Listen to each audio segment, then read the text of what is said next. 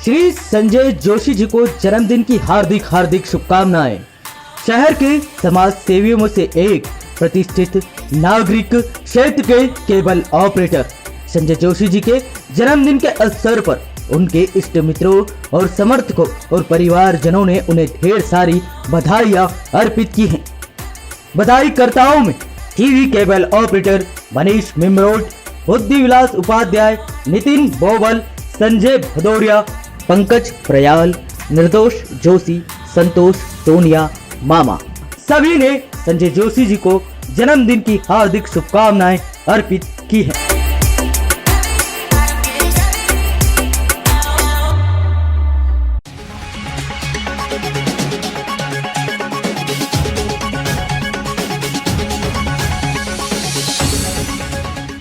नमस्कार, उज्जैन टीवी में सभी दर्शकों का स्वागत है।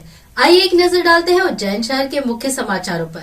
महाकाल मंदिर में 20 दिसंबर से मोबाइल होगा पूर्णतः प्रतिबंधित।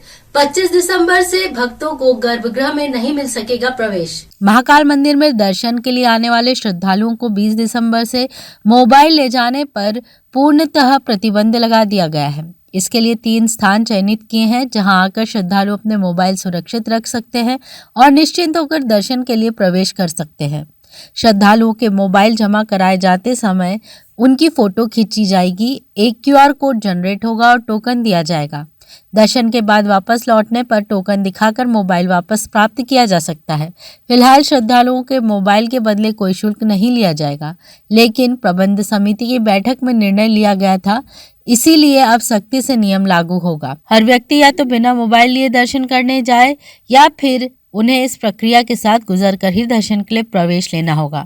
मंदिर में 20 दिसंबर से मोबाइल ले जाना पूर्णतः प्रतिबंधित हो जाएगा। वहीं 25 दिसंबर से गर्भगृह में आम और खास श्रद्धालुओं के लिए प्रवेश पर रोक लगा दी जाएगी। इसके पीछे कारण है कि आने वाले दिनों में छुट्टियां होंगी और श्रद्धालुओं की संख्या काफी बढ़ जाएगी।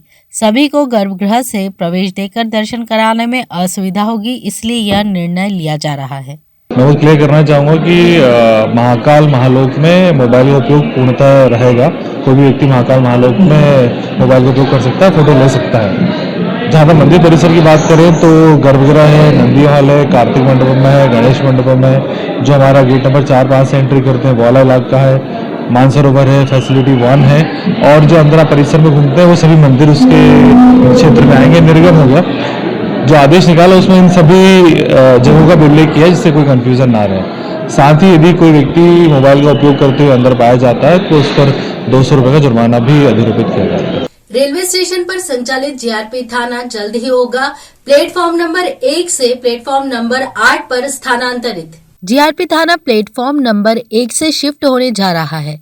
इसकी तैयारी कर ली गई है। नई जगह प्लेटफॉर्म नंबर 8 रहेगी। इसके लिए थाने का नया भवन भी बनकर तैयार हो चुका है।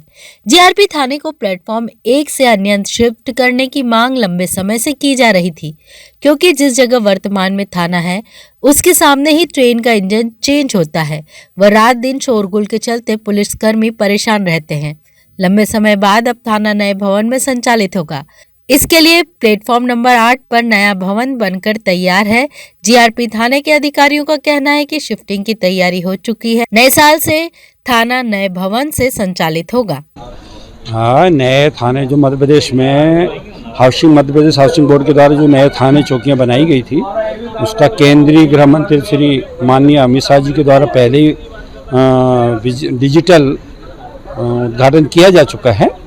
चूँकि अब उसमें प्रवेश की प्रक्रिया हमने प्रारंभ की है, उसी तारतम्य में हमारा एक छोटा सा पूजन रखा गया है और स्टाफ के साथ में खाने के साथ उसमें प्रवेश किया जा रहा है। प्रक्रिया हमारी हो गई है और हम बहुत जल्दी उसमें पूरी प्रक्रिया करके शिफ्ट यहीं से थाना संचालित कर रहे हैं। ऑल इंडिया रेलवेमैन फेडरेशन के वर्किंग प्रेसिडेंट कर्मचारियों की समस्या जानने पहुंचे उज्जैन कार्यालय। ऑल इंडिया रेलवेमैन फेडरेशन के वर्किंग प्रेसिडेंट और वेस्टर्न रेलवे एम्प्लॉयज यूनियन के जोनल सेक्रेटरी JR भोसले के उज्जैन आगमन पर स्थानीय यूनियन कार्यालय में वेस्टर्न रेलवे एम्प्लॉयज यूनियन के पदाधिकारियों और कार्यकर्ताओं ने उनका अभिनंदन किया। JR भोसले ने रेलवे कर्मचारियों को संबोधित किया एवं उनसे मुलाकात कर उनकी समस्याओं से रूबरू हुए। उन्होंने समस्याओं का शीघ्र निराकरण करने का आश्वासन भी दिया। जे.आर. भोसले ने ट्रेन मैसेंजर्स और लोको पायलट के ग्रेड पे 4,600 एवं लोको इंस्पेक्टर के ग्रेड पे 4,800 को शीघ्र लागू करवाने की प्रक्रिया के संदर्भ में जानकारी दी। इस मौके पर एस.एस. शर्मा, अध्यक्ष western railway employees union Ratlam मंडल, रविंद्र उपाध्याय, अरुण सक्सेना, विनोद ढाका, दिलीप सुरावत, राजेश शर्मा, आशीष श्रीवास्तव, M.C. जाखड़, J.S. राठौर, अरविंद वर्मा, मुकेश राठौर, सौरभ सक्सेना, अर्पित जैन, संजय सक्सेना, प्रवीण मेहता, देवेंद्र राय, पंकज, अनिल चौबे आदि यूनियन के सदस्य और महिला संगठन से श्रीमती रेणुका पोद्दार, कुमारी वंदना तथा अन्य रेलवे कर्मचारी उपस्थित रहे।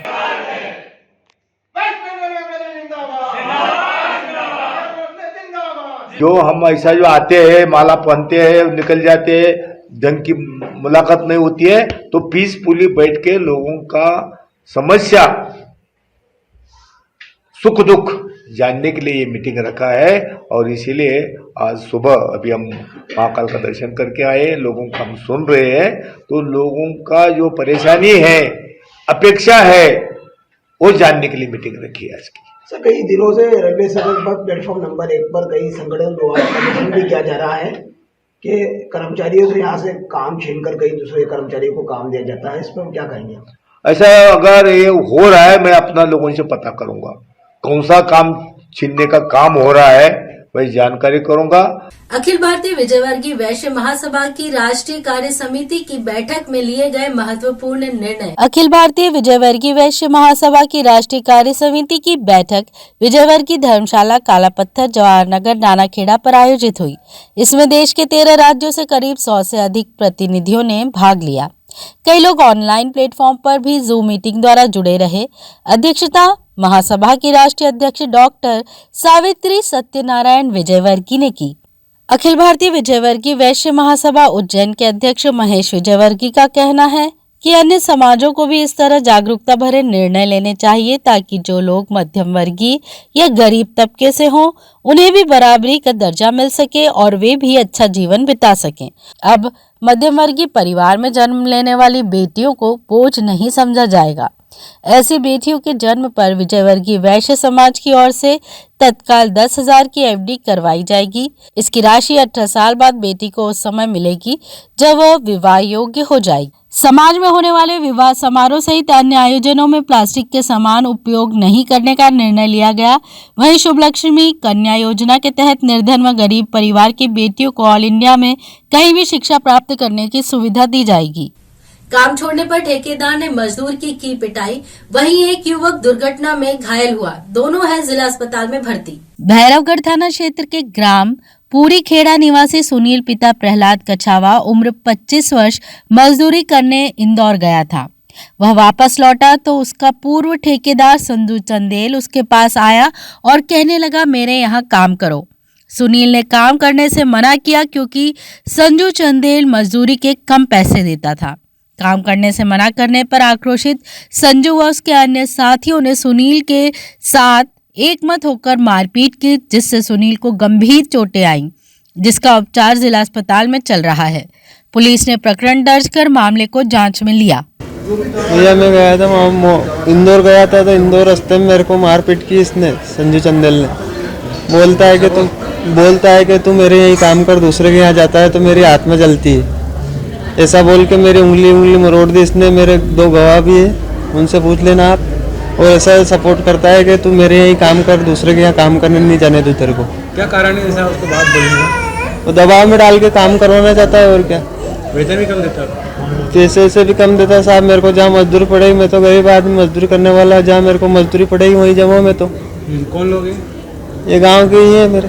इधर एक अन्य घटना में बाइक सवार राजेंद्र पिता ईश्वर सिंह उम्र 31 वर्ष निवासी ग्राम मताना शाम 7 बजे के लगभग अपने मित्र से मिलने नानाखेड़ा आया। मिलकर वापस अपने घर लौट रहा था। इसी दौरान इंदौर रोड डी मार्ट के सामने एक अज्ञात तेज गति कार ने राजेंद्र को टक्कर मारी, जिससे उसके पैर में गंभीर चोट आई।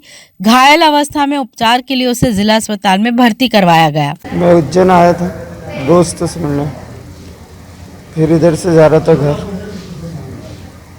गाड़ी वाले ने ठोक दिया 4 व्हीलर। कहाँ पे ठोकी थी? डी मार्ट के। कितने बजे की सब घटना है ये 7 साढ़े 7। इसकी सूचना थाने पे दे दी आपने? हाँ दीदी सर आए थे। नीलगंगा क्षेत्र में आयोजित 9 दिवसीय श्री राम कथा के चतुर्थी दिवस मनाया गया श्री राम जन्मोत्सव। कर्मण्य कृष्ण सेवा समिति द्वारा 14 दिसंबर से 22 दिसंबर समय दोपहर 2 से शाम 5 बजे तक शिवांजलि गार्डन प्राचीन हनुमान मंदिर के सामने नीलगंगा पर संगीतमय श्री राम कथा आयोजित की जा रही है। समिति अध्यक्ष मिथिलेश गुप्ता राधा दीदी ने जानकारी देते हुए बताया कि 9 दिवसीय श्री राम कथा जगन्नाथ दास जी महाराज रामायणी अयोध्या वालों के मुखारविंद से की जा रही है, जिसमें चौथे दिवस श्री रामचंद्र जी का जन्मोत्सव मनाया गया। यहाँ बड़ी संख्या में क्षेत्रीय रहवासी व समिति सदस्य मौजूद रहे। कथा का समापन 22 दिसंबर को किया जाएगा। समापन अवसर पर महाभंडारे का आयोजन भी किया जाएगा।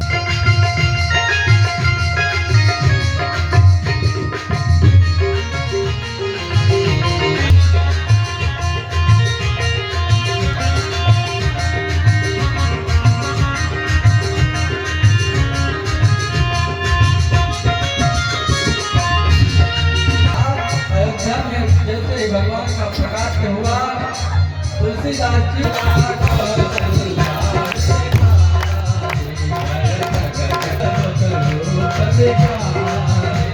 तो ये थे उज्जैन शहर के मुख्य समाचार। ऐसी ही ताजा खबरों के लिए देखते रहिए उज्जैन टीवी। उज्जैन टीवी का यूट्यूब चैनल लाइक और सब्सक्राइब करना ना भूलें। नमस्कार।